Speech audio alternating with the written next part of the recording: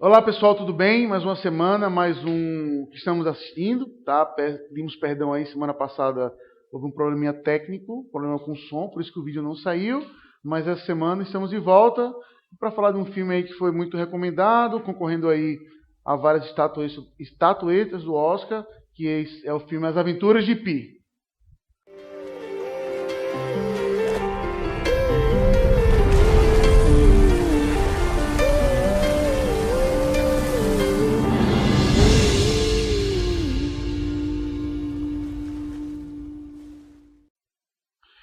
Bem, antes de você continuar assistindo o filme, um detalhe. Eu não gosto, nem tento ao máximo não falar final de filme. Só que nesse filme muita gente me pediu para assistir, para comentar, porque tinha significado religioso e tudo.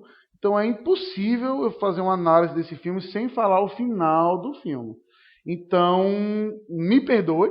Eu vou falar o final do filme. Então, se você não assistiu o filme, guarde esse vídeo, favorito, bota lá no seu favorito para assistir depois. Se você assistiu, vamos trocar uma ideia. Em nenhum momento eu entendo que a minha versão é a versão, é a análise certa, mas apenas uma leitura que eu acho que o filme me permite, tá bom? As Aventuras de Pi conta a história de Piscine, né? Piscina, literalmente, o nome dele.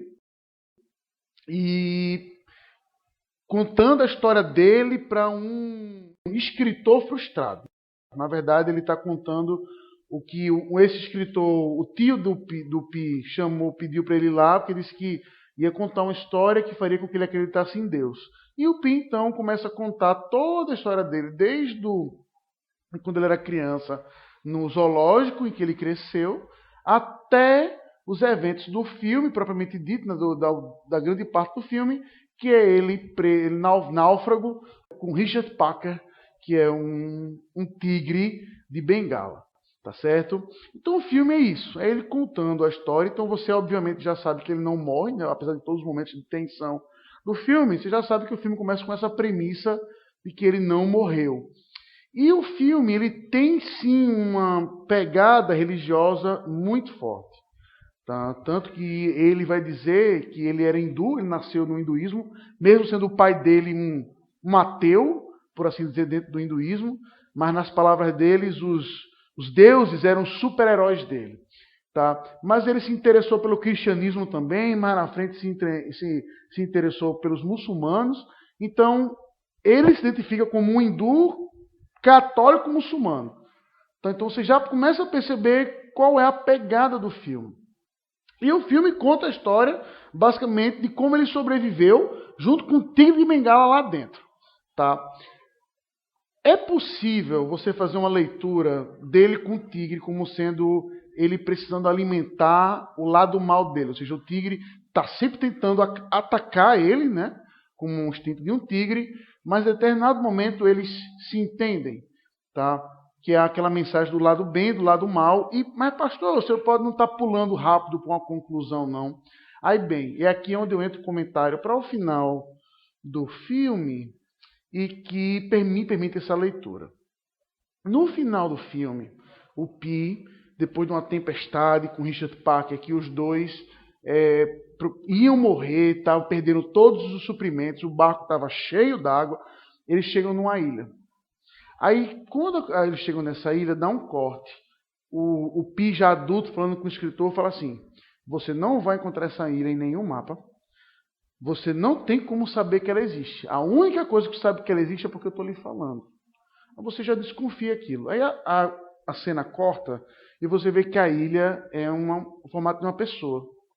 E nessa ilha, até o chão se come. Quando o Pi ele chega lá, ele pega-se uma raiz e corta e pá, come. É cheia de suricate, né? Aqueles bichinhos do Timão, do Timão e Pumba, né? Do Rei Leão.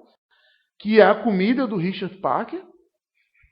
Então a ilha era perfeita, meu amigo. Tinha água limpa, tinha comida para ele, comida para o tigre suficiente para não atacar ele, para ele viver em harmonia ali o resto da vida, para ele não ter que se estressar em sair. Ali era o paraíso. Só que numa noite em que ele vai dormir, ele sobe num galho para dormir, ele pega uma fruta e dentro da fruta tem um dente. Desconfia, e quando ele olha para baixo, ele vê um clarão, ele vai dizer que a água se transformou em ácido. Aí ele corta de novo a cena. Ele fala para o escritor: como é que você vai acreditar nisso? Não tem como explicar. Água se transformou em ácido. Mas era o que acontecia. À noite, a água se transformava em ácido, matava todos os bichos que estavam na água.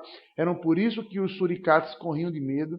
Então ele entendeu que a ilha, apesar de ser uma coisa boa, quem passasse muito tempo nela, como aquela pessoa que ele achou o dente, aí acabar morrendo, derretendo por causa do ácido. Pronto.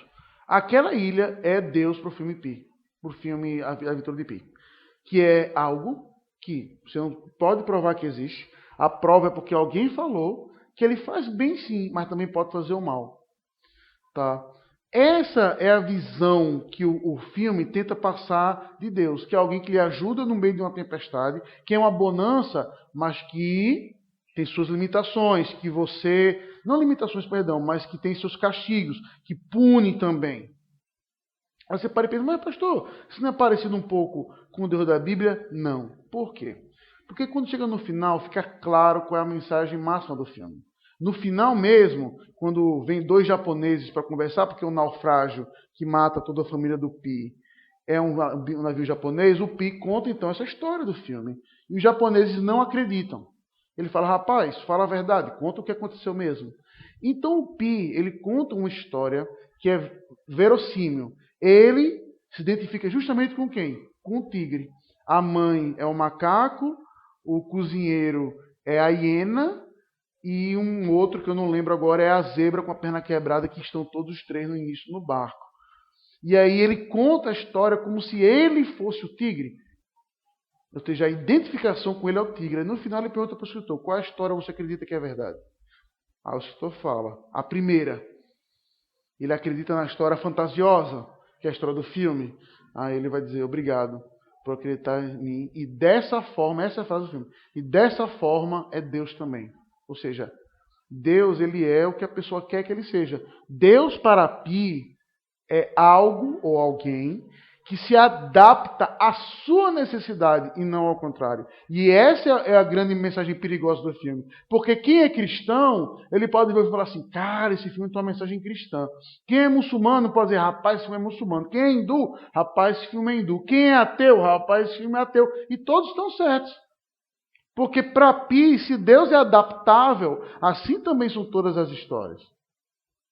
Assim também são todas as histórias. Então, esse filme tem essa mensagem perigosa nesse sentido. É um filme muito bonito de imagem, de cena. Eu me emocionei em algumas partes também.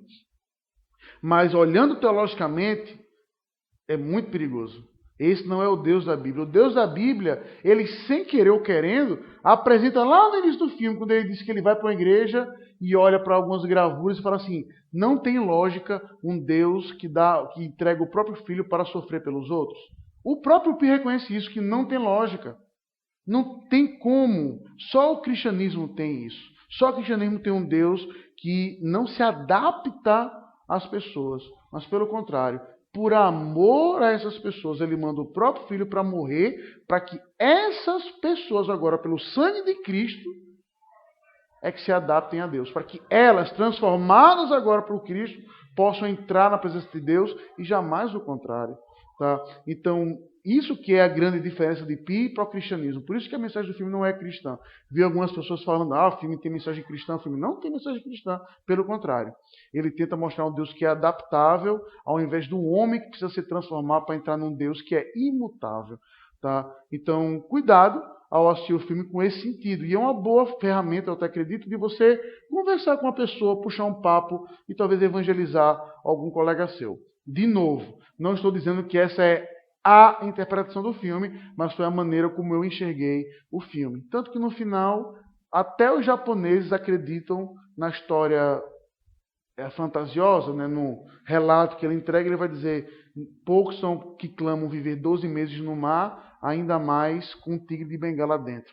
Então, os próprios japoneses acreditaram na fantasia ao invés dessa verdade dele, e atacou tudo. Então, o evangelho é assim, só que não é fantasia, tá certo? Ele é uma história real de um Deus que deu a vida para que nós pudéssemos entrar na presença dele, não para que Deus se adaptasse à nossa presença, tá bom? Então, de novo, mande um e-mail, favorite, compartilhe, vamos discutir, tá certo? Para que a gente possa crescer também com essas discussões, tá bom? Mais uma vez aí, perdão pelo final do filme, espera ser a última vez que eu faço isso.